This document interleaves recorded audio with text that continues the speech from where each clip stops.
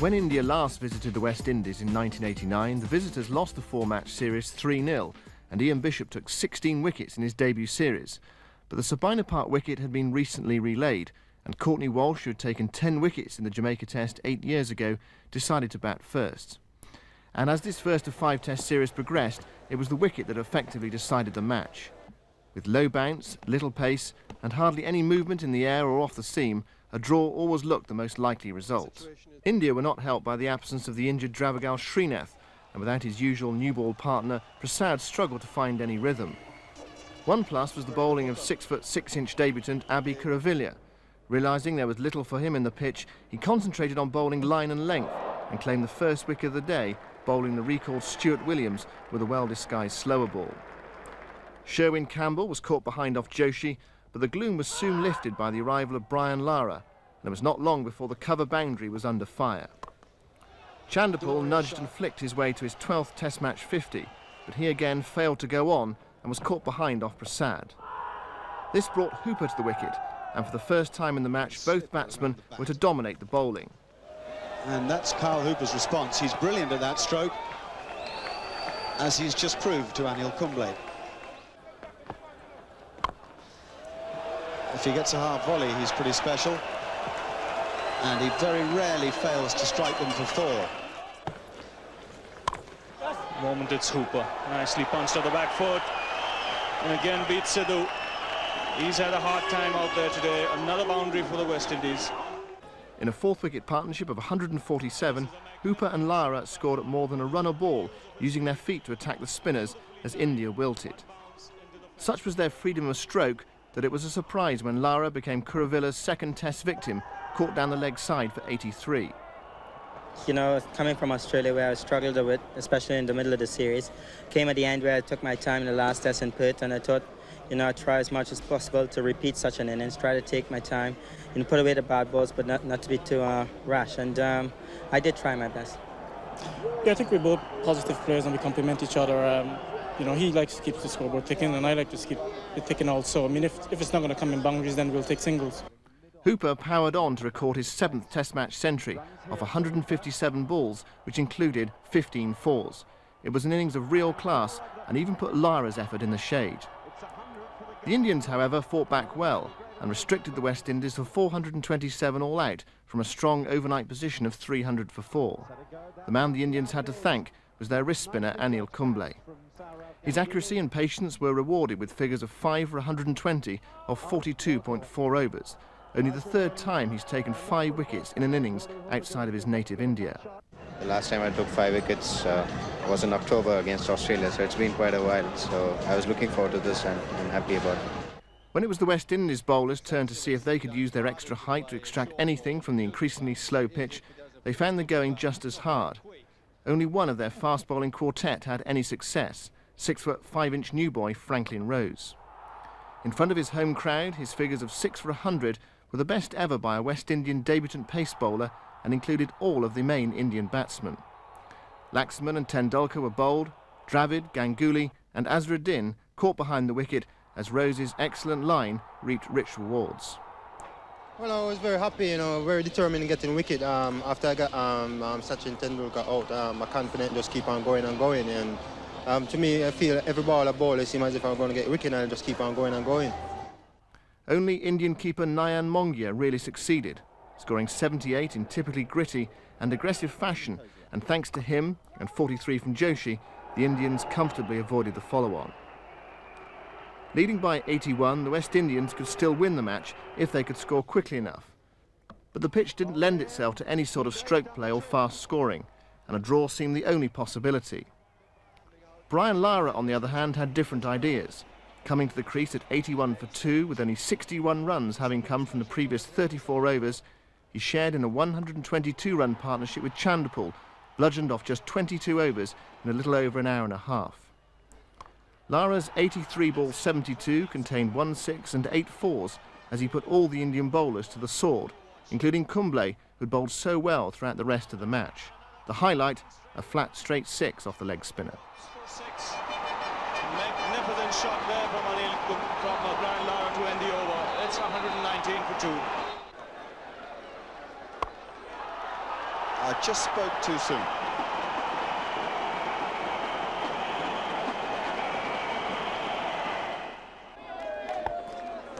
That's always going to be the place for Lara. Fabulous stuff. Oh, that's pulled away by Lara. He waited for it and hit it straight back past Mongia. Mongia was lucky. But just as India were preparing for the sort of second innings battle that had been so spectacularly unsuccessful in South Africa, the rain came. No play was possible on the fifth day until 2:35 p.m, and with Walsh showing little inclination to use his seamers, even after he'd removed Sidhu for a duck, the captain shook hands with India on 99 for 2 at 5:30. The match will be remembered, however, for a few notable contributions. Kumble's 5 for 120, Rose's 6 for 100 on debut, Hooper's superb 129 in the first innings, and Lara's breathtaking 78 off 83 in the second, which gave the West Indies a glimmer of hope. I thought Brian batted very well in the first innings and second innings. Carl batted very well. So I think our bowlers did a good job to contend and not to give too many runs. It's nice to have drawn a first test match where you have got a 5 test match series. We are still in the series, we are not one down at all. And when we get into the next test match, it's even. We both have a good chance. 4 days later, the two sides met again, this time at Port of Spain, Trinidad. Walsh again won the toss and after consulting his team, elected to bat. But again it was the pitch that was to decide the outcome of the match. As at Sabina Park, there was little pace or bounce, and scoring freely was not the order of the day.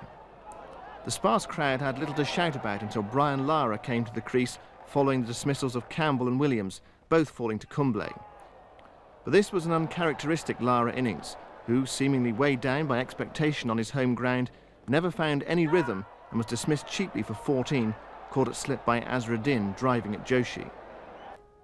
In fact, the first day belonged to two men, Kumble, who took 5 wickets in an innings for the second test in succession, and Roland Holder, who batted with great concentration and patience to end the day on 71 not out.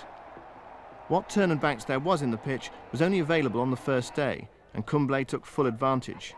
His 5 wickets came off 39 overs, costing 104 runs, and included the wickets of both openers, plus Hooper, Murray and Ambrose.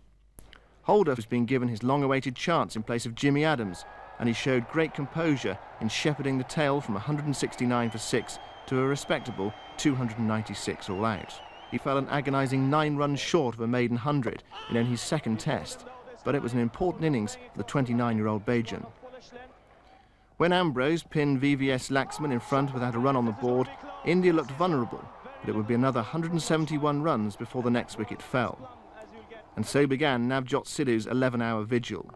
Sidhu's 201 came off 491 deliveries and was the second slowest double century in Test cricket.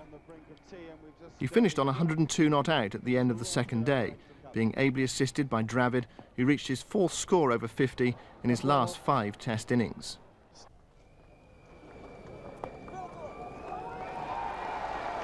That's it for him.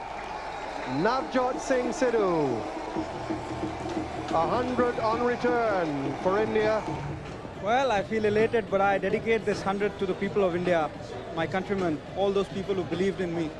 I'm glad I did something for them. I'm a proud man today, but above all, I'm a very, very proud Indian today. When Dravid was bowled by a shooter from Ambrose without adding to his overnight score of 57, Sidhu was joined by his captain. If the West Indies thought it was going to be their day, they were wrong. Tendulkar and Sidhu put on 174 vital runs in just under 4 hours before Tendulkar was run out by a direct hit from West Indian captain Courtney Walsh. Tendulkar had made 88, but not in typically aggressive fashion, even the great players finding runs hard to come by. Well, I think it's always a good feeling to be amongst the runs, and now that I've got runs, I should just carry on to play my natural game. It's very hard to get those runs when you're not getting runs. You know, you really have to struggle. I mean, all the batsmen in the world struggle at times. I think next 3 test matches I can really come out with big innings. That's it. 200 for Navjot Singh Sidhu.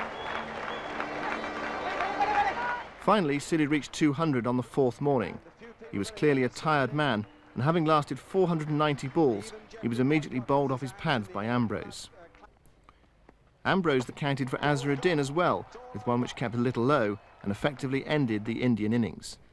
It was a good fight back by the West Indians, as the tourists were dismissed for 436, a lead of just 140, with Ambrose claiming 5 wickets and debutant Mervyn Dillon 3.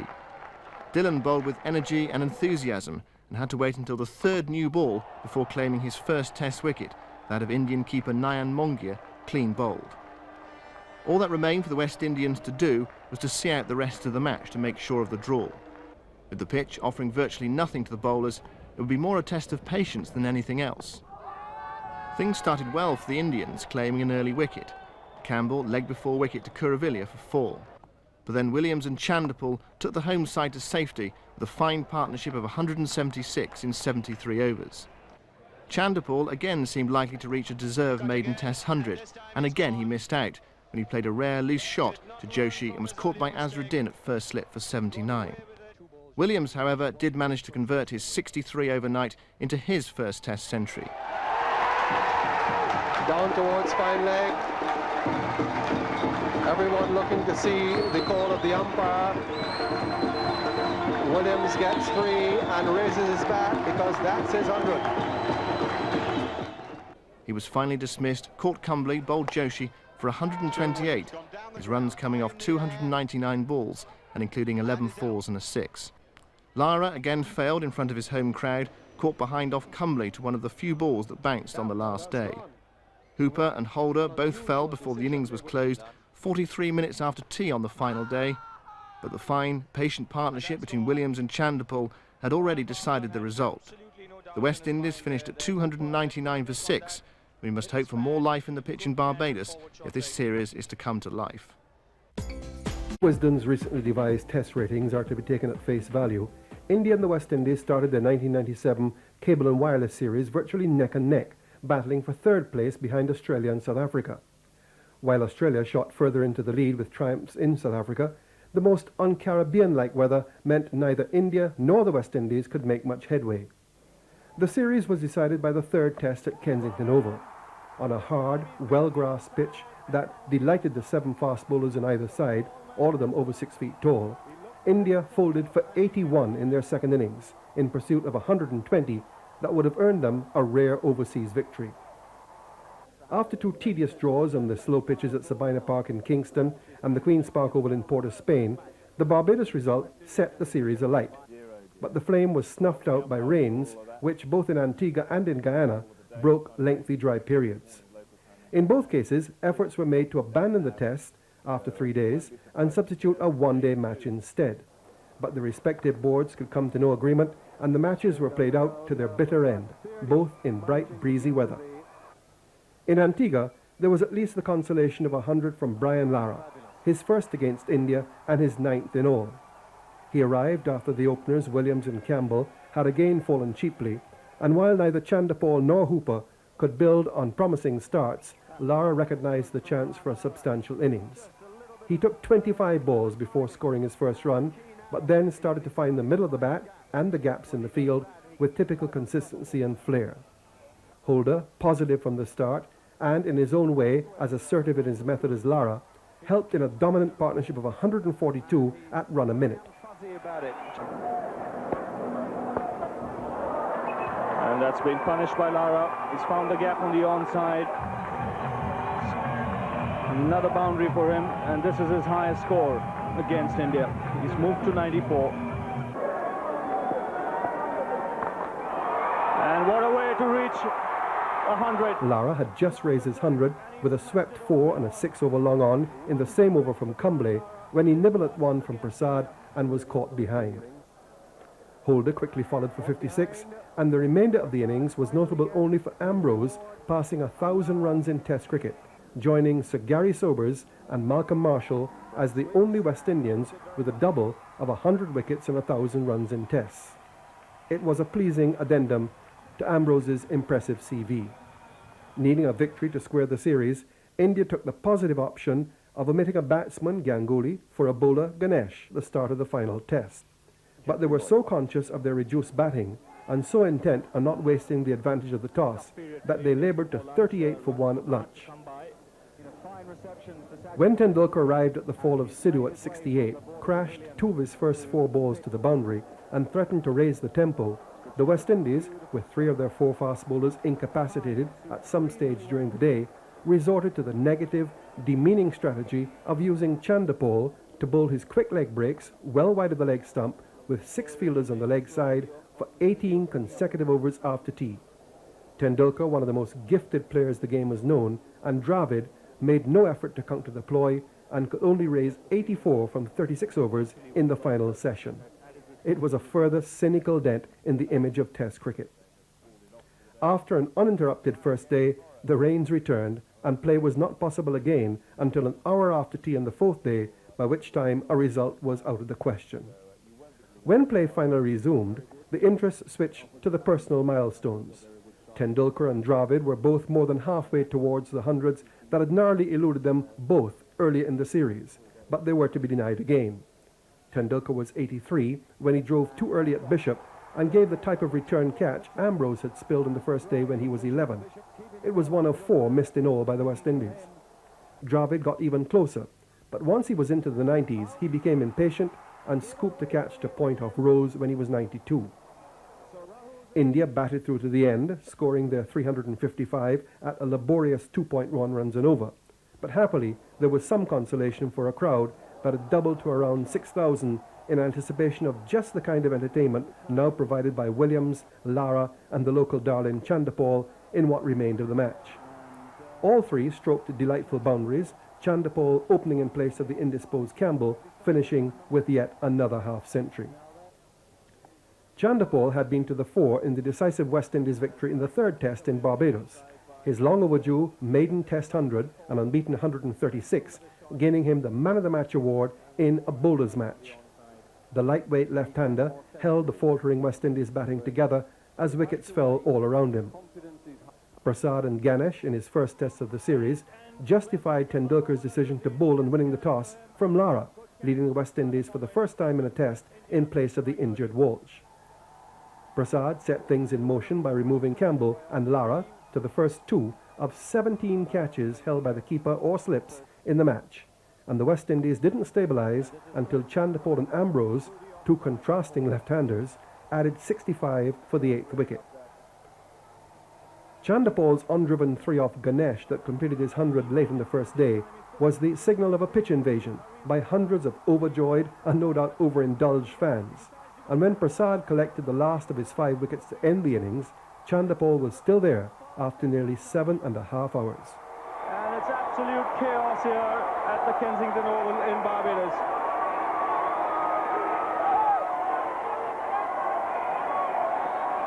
I think from the ball left the bat, everyone was convinced that they would have gotten 3 with that.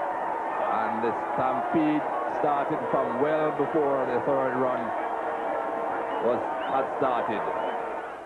By the end of the 2nd day, India had built a formidable position through a partnership of 170, their best for the 3rd wicket in a test in the Caribbean between Dravid and Tendulkar. While Dravid lent him sensible, solid support, Captain Tendulkar punished the bowling that was too consistently wide and short. He hooked Rose for 6, had 14 fours besides, and was 8 away from 100 when Campbell's stunning catch at deep gully ended the most commanding innings of the match, as it turned out, off what was a no ball undetected by the umpire. Lacking Tendulkar's direction when it was needed most, India lost their way on the 3rd day. They were confronted by changed West Indian tactics that swapped attacking field placings for more run-saving protection and by bowling of a fuller and more direct line. They lost their last 7 wickets for 70 off 35 overs. A measure of their difficulties was reflected in Dravid's advance from 71 to 78 in an hour and 10 minutes before he played on to Bishop. Rose rounded off the innings with 3 of the last 4 wickets, including Azharuddin, and was again fast and impressive. India would have been dissatisfied with a lead of 21, but had regained the initiative by the end of the day after dismissing the West Indies in their 2nd innings for 140, their 2nd lowest total against India in tests. They owed their promising position to Prasad and his 2 novice accomplices, Kuravilla and Ganesh.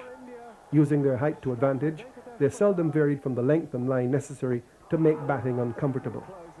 Williams and Chandapur were out before the deficit was erased, and Lara's bold counter-attack that brought 45 of 67 balls was ended by Prasad, who removed him for the second time in the match to a slip catch. India seemed certain to have less than 100 to win when the last man, Dillon, joined Ambrose. But Ambrose had put his mind to batting throughout the series.